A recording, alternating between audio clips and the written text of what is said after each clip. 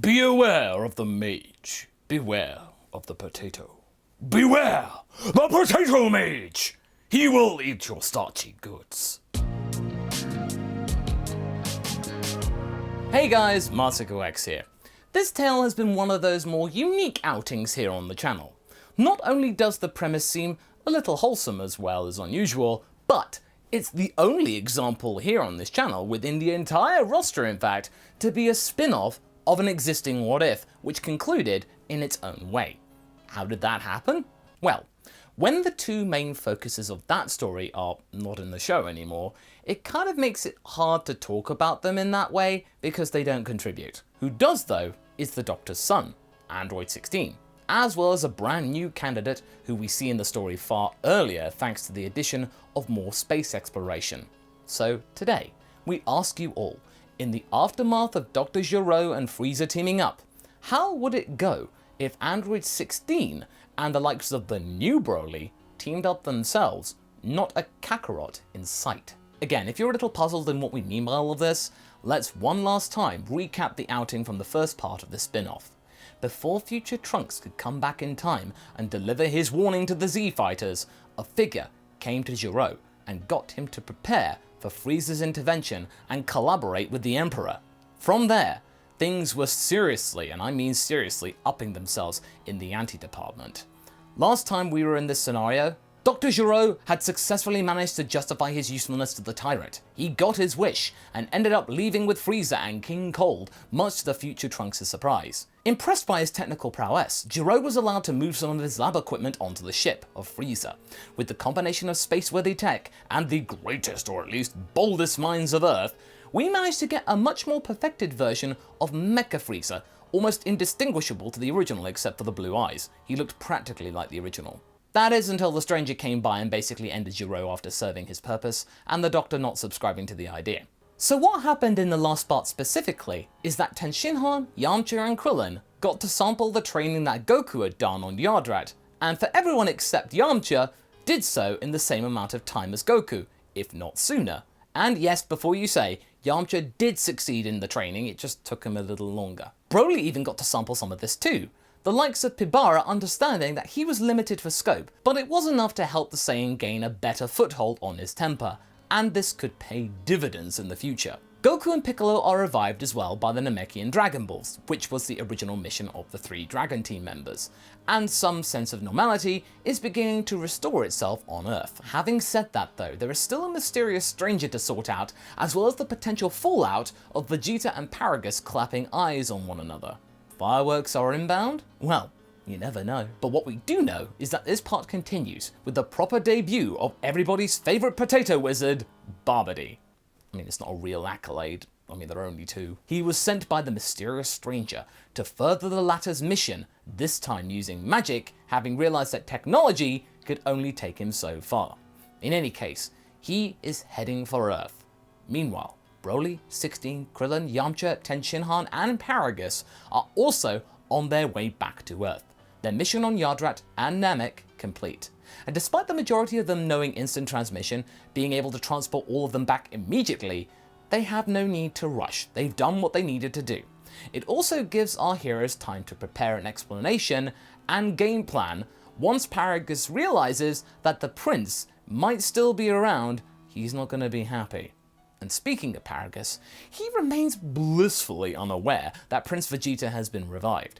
He samples the delights and the pleasures and the creature comforts of Frieza's ship, one last time having grown accustomed to life aboard said ship. The newly revived Goku, Piccolo, Trunks and Vegeta collect their bearings and figure out what had happened in the meantime. The mysterious stranger to them is a very real nemesis, and they have to hatch a plan, and quickly, should he return.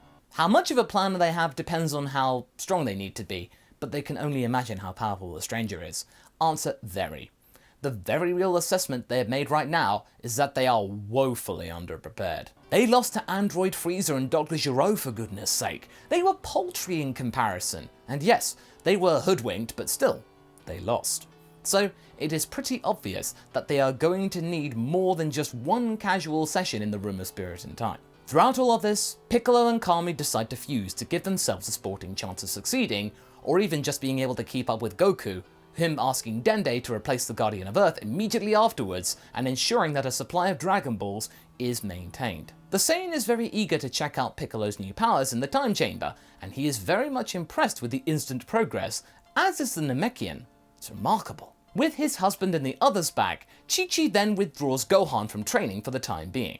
Gohan is understandably a little disappointed to not be a part of the team properly defending Earth, but at the same time, he is glad that he was able to help in some ways in restoring Earth's strongest heroes after that unfair dismissal by Gero. At least now they stand some kind of chance. Another difference from the original is that thanks to the recent loss, Vegeta had become a bit more cooperative towards the rest of the team, as well as towards Trunks. He hadn't lost because he was weak or anything like that, he had lost due to some cheap tricks on the Doctor's part. And while still being the same arrogant self as he was, he's not nearly as hostile as he was in the original Android saga, after having gotten a second chance to show his stuff. Having gotten curious, Krillin decides to pop ahead of his gang back to Earth using instant transmission, to see if everything had gone according to plan.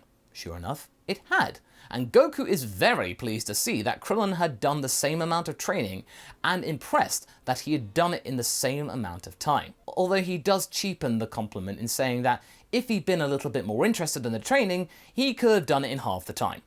Krillin decides to ignore that. While he is here though, he suggests that Vegeta and Trunks would greatly benefit from the same training the Yardratian one, but Vegeta decides to dismiss it for now, aware that they might not have that much time. Krillin then makes the most of this forward jump to also warn Vegeta of Paragus and their impending arrival. This could spell trouble if the two of them get off on the wrong foot, or if the arriving Saiyan gets a little rash, but this turns out to be something which largely amuses the prince. That blustering oaf? Oh please, I don't care about his gripes. All I care about is stopping reality being destroyed by this other maniac. Paragus is nothing but child's play to me right now. In the meantime, Tenshinhan and Yamcha are beginning to get a little nervous about the impending mission. They also begin to wonder if Broly is strong enough to take on the stranger directly. Had he learnt enough from Pibara? And even if he had, would he be able to control this power? Or would he just end up being another liability, being just as much of a problem as the hooded stranger? Paragus isn't convinced that any of this will work, him swanning about the ship in a hedonistic fashion. He remarks that deliberately letting his son lose control could end badly for all concerned, not just the bad guys. He's not willing to let this happen so readily, as he's had some bad experiences. Having gotten away with training Broly, it is pretty frustrating that Paragus has now decided to get very reluctant in helping the group, despite having a plush lifestyle for the last few months on the ship. He isn't holding up his end of the deal. Tenshinhan has a little argument about the collar with Paragus, but before the old Saiyan is able to come back at him with any meaningful or substantial remarks, Tenshinhan ends up saying that the stranger might not be satisfied with only reducing Earth to rubble as a potential target, and soon there might be no place in the universe where it could be safe. Not Vampa, not New Namek, not this ship. There might be a situation where they have to resort to Broly as a lesser evil. Anything is better than letting the stranger get his way. Paragus sighs deeply and takes a sip of his wine that he has been rarely seen without. He does, deep down, see some logic in this Triclops' tosh, but he still warns the Earthlings that his son should only be the last resort if all else fails, not their default option. He is still the kid's father after all, and in the end, Yamcha and Tenshinhan have to agree with that notion, or else Broly wouldn't have been an option at all. As that's going on, 16 overhears this whole conversation and goes to speak to Broly about the whole thing. Broly reveals to his synthetic friend that he doesn't really like fighting despite having this prodigious power. He knows that he might be sort of good at it and have a lot of potential strength going for him, but the only training that felt anything resembling fun to him was the kind that he'd just experienced with the Yardratians. Everything else had made the whole idea of fighting and such a real strain or negative in his opinion. He also mentions that he's not very fond of losing control, as the last time he did, it cost his father an eye. He would rather not have the same thing or similar thing happen to any of his newfound friends and allies. Despite being saddened at his friend's lament, 16 says that he doesn't have to do anything he doesn't want to, but he does confess that the stranger seems like a formidable opponent and that every extra pair of hands going into stopping them would be a very valuable inclusion. The robot tells Broly that he knows that his own father wasn't the best person around, but he still wants to avenge his legacy despite his less than great past. Broly ultimately agrees with this. He says that his dad was and is pretty harsh with him, but when push came to shove, he would still avenge his father as well. I will help you, 16. 16 acknowledges that and thanks the Saiyan for his cooperation with the whole affair. It took a lot to come to terms with, but Broly will not regret his decision. It will push him ever forward. He's got his back. A day passes, and back on Earth, Goku together with Piccolo leave the chamber, swapping with Trunks and Vegeta. They both have worked on some formidable techniques whilst inside, hoping that they can take the stranger by surprise. However, before they can even start to form a strategy, Goku has another mission to complete. It's a tough one, but he has no choice but to undertake it. He has to convince Chi-Chi to let him train with Gohan. As he rightly anticipated though, she is very gravely opposed to this. Gohan has had to do enough since you were gone. He does not need to be dragged back into any of this. But Goku then flatly reminds her that they need every single pair of hands on deck to fight the stranger, or else there would be nothing left to study. Chi-Chi is pretty relentless, but Goku is able to get through to her, although she isn't very best pleased about this. So after Trunks and Vegeta leave the chamber themselves, Goku takes Gohan in with him, which annoys Vegeta greatly. What is this Kakarot thinking? What can that boy bring to the table that he and his own son couldn't? This is a quite high insult. But in the end, it doesn't really matter. They have to prepare their defenses. The worst thing about this whole mess is that none of them really know when this stranger person is going to show up. Could it be tomorrow, next year? Will he even show up at all? There was no clue as to when he would return to finish his plan that he had started with the Doctor. But, as it turns out, the stranger is not the immediate threat here. Babidi is still on his way to Earth, and on the way he was able to recruit Dabura like in the original, who, as we're all aware of, is as powerful as Perfect Cell. Though Babidi would still need a lot of power to open the sealed ball of Majin Buu. He sends Pui Pui and his legion of Zun Seijin, or Zunians as we are going to call them from this point, on a recon mission. If you're wondering where we got this name from, it's from chapter 55 of the Super Manga. Only Pui Pui is aware that the regular troopers are going to be pretty much decimated in order to check out how much power the defenders of Earth have. The Z-Fighters mistake this recon mission as the stranger's actual attack, which makes them defend their homes, but they are surprised how easily they're able to take them down. Krillin, Piccolo, Vegeta and Trunks are dispatching Babidi's troops with ease. This of course makes Vegeta very overconfident, something which Babidi can use to its advantage later on. Krillin sends the news back to the Frieza ship that the attack has already started. It will still take some time for them to arrive in the normal fashion. Tenshinhan decides to trust 16 with guarding Broly and Paragus, and together with Yamcha, they head back to Earth with Krillin to help the fight. Paragus is trying to convince 16 to change the course of the ship and bail on the group, as they don't really have to help them anymore. Who's going to stop them? But 16 doesn't listen to this threat. Negative. I was instructed to pilot this craft back to Earth, and that is what I shall do. Broly supports him in that, and Paragus has no choice but to comply. For now. Babidi, however, decides to up the ante, as he throws Yakon into the mix, and Yakon is pretty terrifying, as he consumes the energy from both Vegeta and Trunks. Krillin, Tenshinhan and Yamcha are trying to use their spirit control powers to try and confuse the beast, with giant Yamcha getting a grip on the beast himself. Piccolo quickly informs the Saiyans that they could overload the beast by overfeeding it with energy.